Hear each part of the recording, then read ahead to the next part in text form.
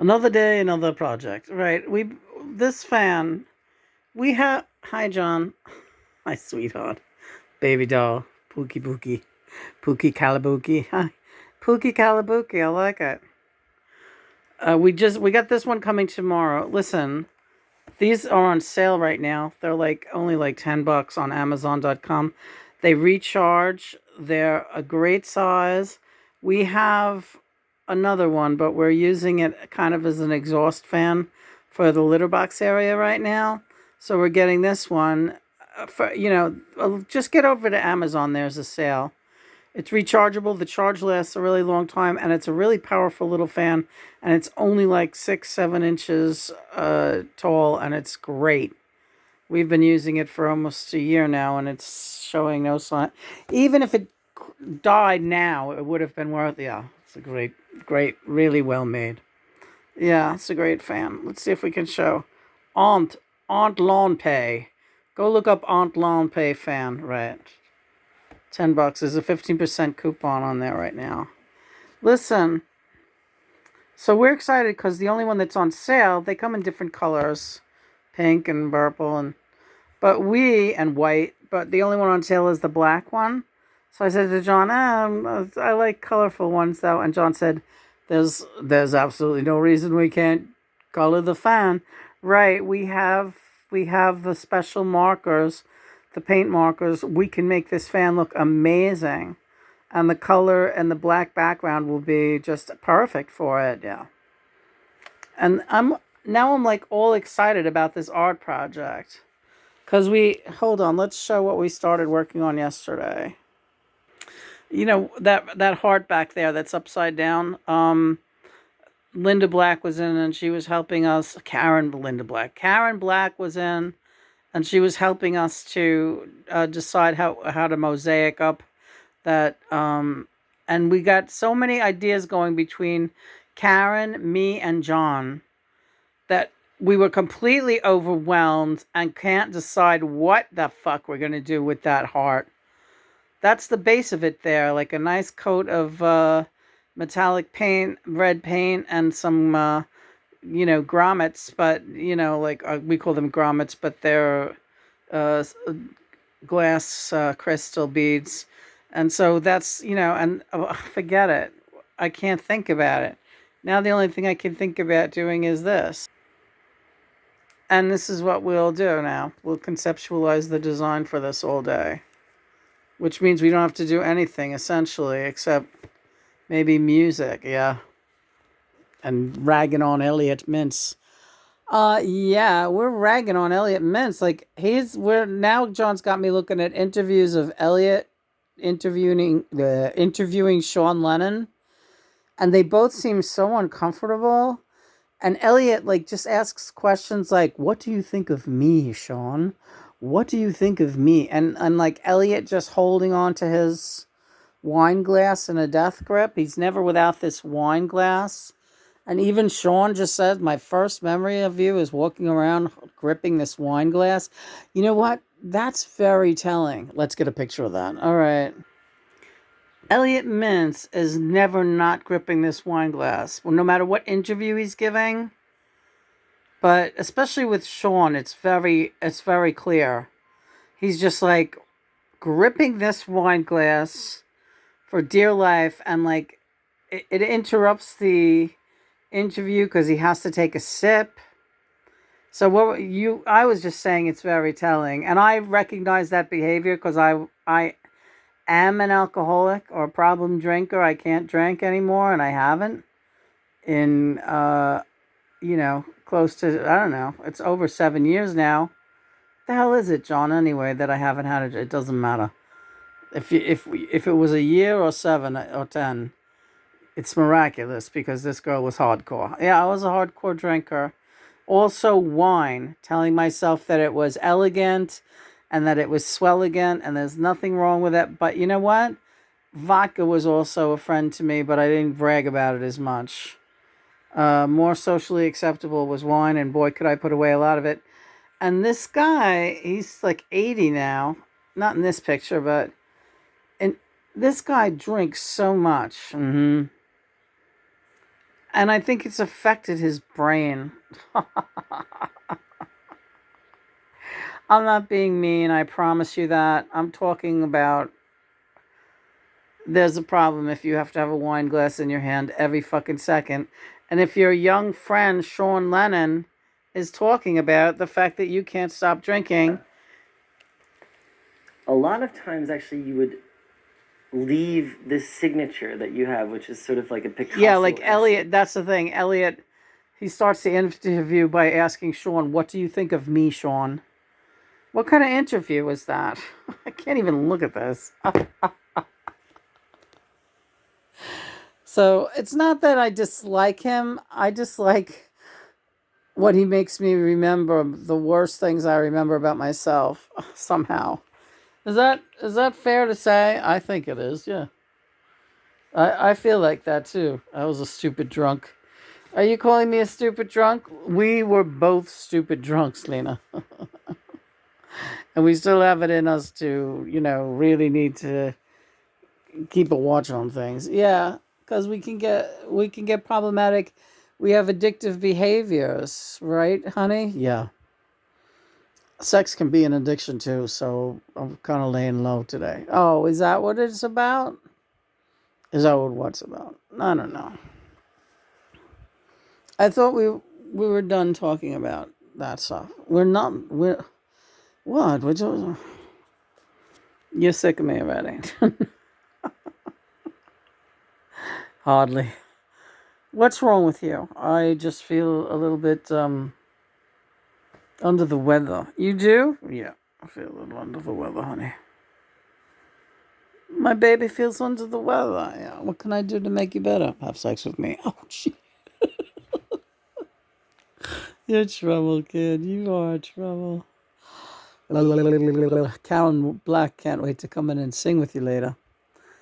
I can't wait to sing with her either. Should we? We have a song lined up.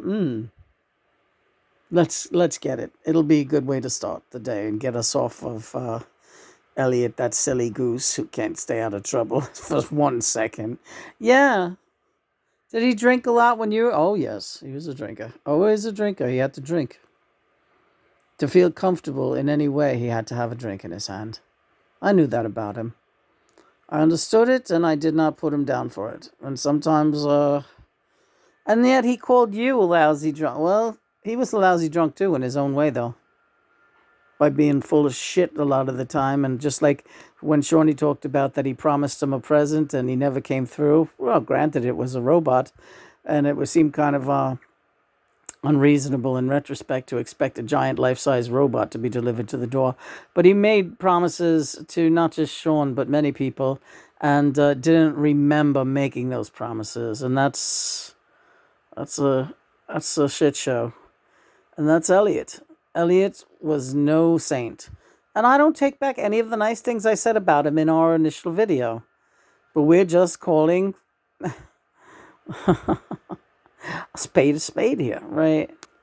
Karen Black, yes. Hello, good morning. Good morning. I would very much like to do that song, and if you feel ready to do it, that's up to you. Why don't you sit up, stretch, let me roll your shoulders for you, and then we'll decide. All right, thanks, Karen Black. You guys are very understanding. Well, that's what we do. And so, without further ado, Karen Black is here, and she would like to dedicate this song to Elliot Mintz.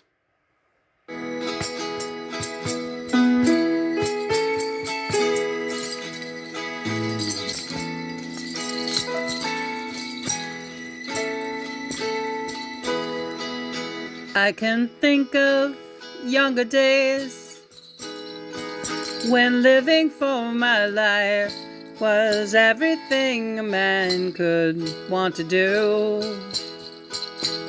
I could never see tomorrow. I was never told about the sorrow. And how can you mend a broken heart? How can you stop the rain from falling down? How can you stop the sun from shining? What makes the world go round? And how can you mend this broken man? How can a loser ever win? Please help me mend my broken heart and let me live again. Da da da da da. I can still feel the breeze that rustles through the trees and misty memories of days gone by. We could never see tomorrow. No one said a word about the sorrow. And how can you mend this broken heart? How can you stop the rain from falling down? How can you stop the sun from shining? What makes the world go round? And how can you mend this broken man? How can a loser ever win? Please help me mend my broken heart and let me live again. La la la la la la la la la la la la la. Please help me mend my broken heart and let me live again. La la la la la la la la la la la la la.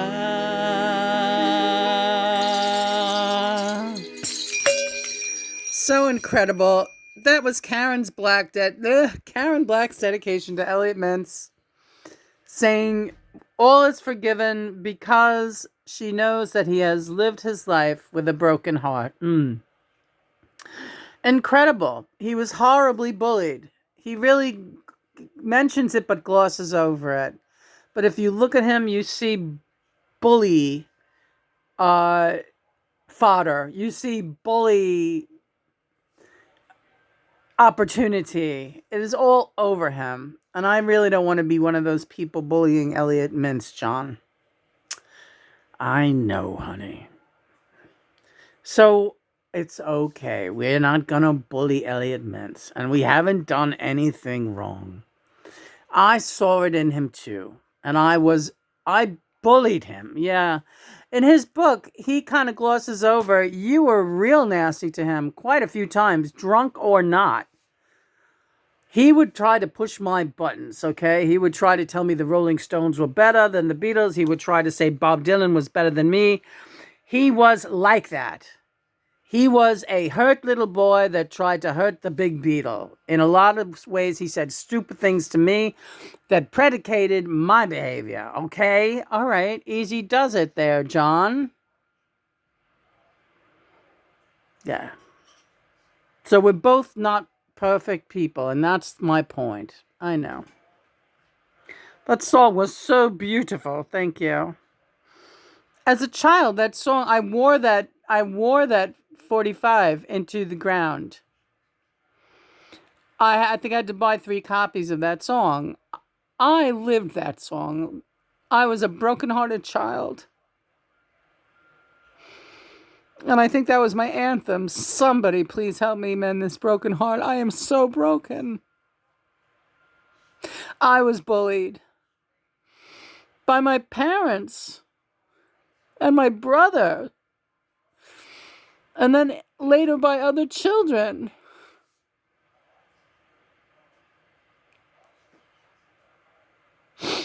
It's a very hard thing to recover from, and you go through your life making choices that you wouldn't otherwise have made. And one of the things that you do is you become a superstar somehow. Yeah. Yeah, exactly. You do something that, if something resonates with you, you go at it full steam to make people appreciate you finally. That's really what it all amounts to for many. But I look at some of these young people today that are like shining, brilliant stars, like Timothy Chalamet and Billie Eilish, and all these real young children that are like really fucking gifted. They have one thing in common, and it is parents who really encouraged them and told them they were wonderful. And in some way, I look at them and I'm like, oh, fuck you. Earn it. Try earning it. Yeah. I agree. I feel the same way. This stable of young stars is laughable. To me, they are. Sure, they have talent, but, it was really nurtured and paid for with dollars and cents sent to the best acting coaches and singing coaches and whatnot. Yeah, some of them are naturally great, but you know what? Every child is naturally great until their parents start in on them, and then the world starts in on them. Every child is born naturally great, including crazy Elliot Mintz, right? Yeah. And, the world did a number on him, and he became determined to make some kind of name for himself, and he did. But yeah, he can be annoying to watch, and I see in the interviews he does with Sean has a lot of patience with him. Yeah, but you could see Sean getting annoyed here and there too, right? Yeah, like Elliot asks him questions like, what if you had no money right now? Would you be able to fucking function? All right, not exact. Well, he might as well have said that. That's exactly what he said. Really, that's exactly what he said. Would you be functional in this world without money? Without all the money you have? I was shocked that he asked Sean that question. And Sean looked like, oh, a deer in the headlights. And Elliot said, it's a valid question, Sean, and you should answer it. Yeah, that's the bully in Elliot. The bully coming out so frustrated that he was never able to successfully bully back the people who bullied him. So he turned it on Sean. And later he's tried to smooth it over with all love and kisses. But it was obviously a bully move. I am the interviewer. You agreed to this interview. And this is what I'm going to do to you now. Same thing with Karen Black. You agreed to this final interview on your deathbed. But now I'm going to pick on you and make you cry thinking about death, which is looming right here in your room. There's something inherently evil about that. Yes, because bullies breed evilness in others. That's why they growed up to become serial killers. Elliot took a higher road than that, but I tell you, someone in his position could easily have gone the other way. And instead of doing something with his life that was positive, or much more positive than being a serial killer, right. He did that. He became a serial killer. Yeah. You don't know. Elliot might be a serial killer. We don't know it. That's true of everyone, too. That's true of everyone, too. Tom Waits would like to do a song. All right. Hi, Tom. Yeah. Let's wrap it up with one real quick for your boy, Tommy. All right. We got it. What is this? This is not the one I thought it was going to be. But, as always... Well, I broke down in East St. Louis, the Kansas City line. I drunk up all my money that I borrowed every time. And I fell down at the Derby. The night's as black as a crow. It was a train that took me away from here, but that train can't bring me home. What made my dream so hollow was standing at the depot with a steeple full of swallows that could never ring the bell.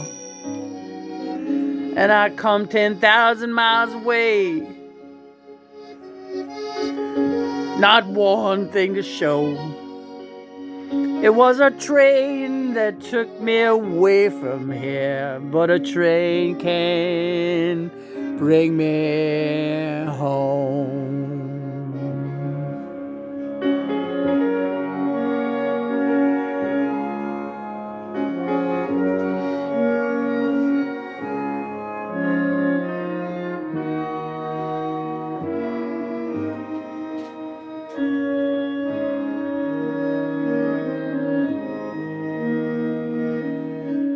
I remember when I left